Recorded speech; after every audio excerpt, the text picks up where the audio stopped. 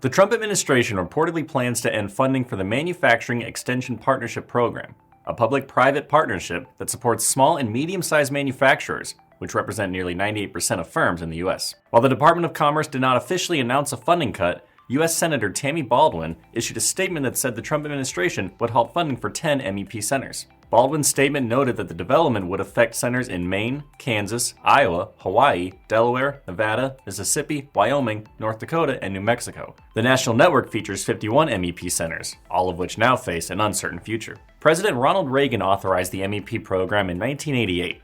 According to the National Institute for Standards and Technology, which oversees the program, the national network has contributed to $152.2 billion in new sales, $34.2 billion in cost savings, and the creation and retention of more than 1.7 million jobs. Baldwin and 14 other Senate colleagues co-signed a letter to Commerce Secretary Howard Lutnick explaining that small manufacturers depend on MEP centers for assistance in adopting advanced technology, improving cybersecurity, addressing supply chain challenges, and accessing workforce training.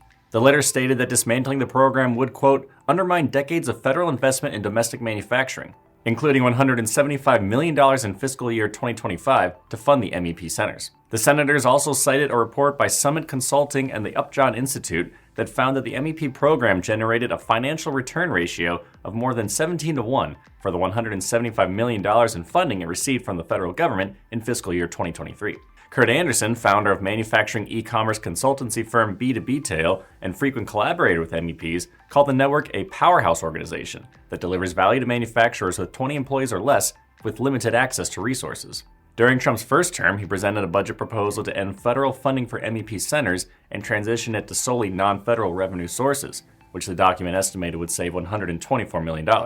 Congress ultimately restored the funds. The Department of Commerce section of Project 2025, a political initiative designed to reshape the federal government, addresses the MEP program and called on the administration following President Joe Biden to propose legislation to, quote, zero out this $150 million program and fully privatize existing MEP centers. The author of the Commerce section is Thomas F. Gilman, who held 2 positions in the Department of Commerce during Trump's first term. I'm Nolan Beilstein. This is Manufacturing Now.